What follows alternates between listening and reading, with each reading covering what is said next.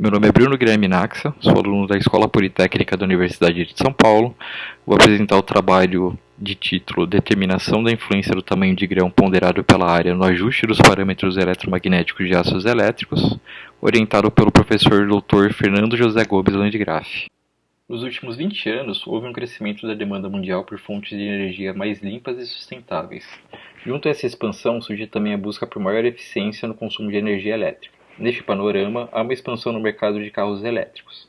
Diferentemente de motores elétricos comuns que operam na frequência de 50 a 60 Hz, os motores empregados na indústria automobilística operam em frequências acima de 400 Hz, devido à necessidade de elevada densidade de potência e torque.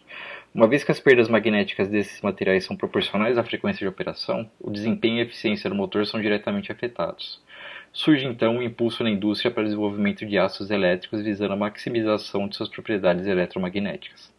Sabe-se que as propriedades magnéticas, como a componente de perda esterética ou o campo coercivo, variam com o tamanho de grão.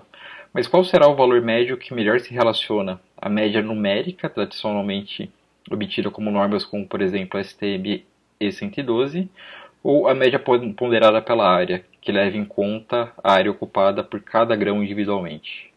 Dessa forma, o presente trabalho tem como objetivo investigar o impacto do tamanho de grão médio ponderado pela área no ajuste do modelo de perdas por esterese em aços elétricos em relação ao tamanho de grão médio numérico, geralmente utilizado para a medida desse parâmetro, e observar o comportamento de um material policristalino durante a reversão da magnetização através de simulações micromagnéticas.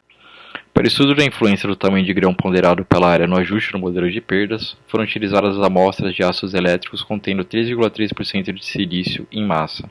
As amostras foram fornecidas em chapas de diferentes espessuras e recozidas a diferentes temperaturas. A partir dessas amostras foram obtidas distribuições de tamanho de grão, e a partir dessas distribuições foram obtidos os tamanhos de grão numérico e ponderado pela área. As perdas por esterese foram obtidas através de ensaios em quadros de Epstein. A partir desses conjuntos de dados foram obtidas as curvas das perdas magnéticas, das perdas por esterese e do campo coercivo em função do inverso do tamanho de grão.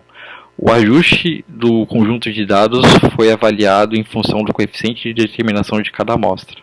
E por fim, foi avaliado qual método propiciou sistematicamente maiores valores do coeficiente de determinação. Para simulações micromagnéticas, a partir do material estudado, foram obtidas as constantes micromagnéticas necessárias para a simulação, sendo elas a constante de anisotropia, a constante de troca e a energia de parede de domínio. As simulações foram realizadas no software open source UNF, a partir do qual também foram gerados diagramas de Voronoi para simular a superfície de um material policristalino, para, por fim, ser possível observar o comportamento do material durante a reversão da magnetização. A premissa principal do trabalho era de que o tamanho de grão ponderado pela área fornecesse uma estimativa mais realista da distribuição de tamanhos de grão, uma vez que este modelo leva em consideração a fração de área ocupada por cada grão e elimina o efeito de grãos menores e dispersos sobre a média, e, consequentemente, forneceria um melhor ajuste ao modelo de perdas magnéticas.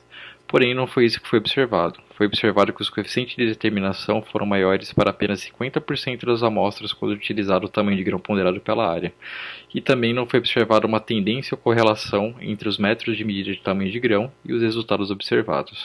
Para simulações micromagnéticas, com a simulação contendo 50 grãos e, consequentemente, um tamanho de grão relativamente maior às demais simulações, os lucros de reversão de magnetização surgem primeiro em grãos maiores e mais desorientados em relação ao campo magnético externo. Na simulação com sistema contendo 200 grãos e também um tamanho de grão menor em relação aos demais sistemas simulados, os lucros de reversão de magnetização aparecem primeiro próximos ao limite do sistema e crescem em direção a aglomerados de grãos ou grãos maiores, ambos com orientação desfavorável em relação ao campo magnético externo aplicado. Por fim, conclui-se que o uso do tamanho de grão ponderado pela área não fornece coeficientes de determinação sistematicamente superiores aos modelos onde foi utilizado o tamanho de grão numérico. Dessa forma, os resultados obtidos a partir de uma abordagem fenomenológica foram inconclusivos. Das simulações, foi levantada a hipótese de que os grãos maiores e mais desorientados em relação ao eixo do campo magnético externo, assim como os aglomerados de grãos relativamente menores e também desorientados, são os primeiros locais onde surgem os núcleos de reversão de magnetização. Porém, a validade dessas simulações é colocada em xeque devido às dimensões utilizadas, que foram nanométricas.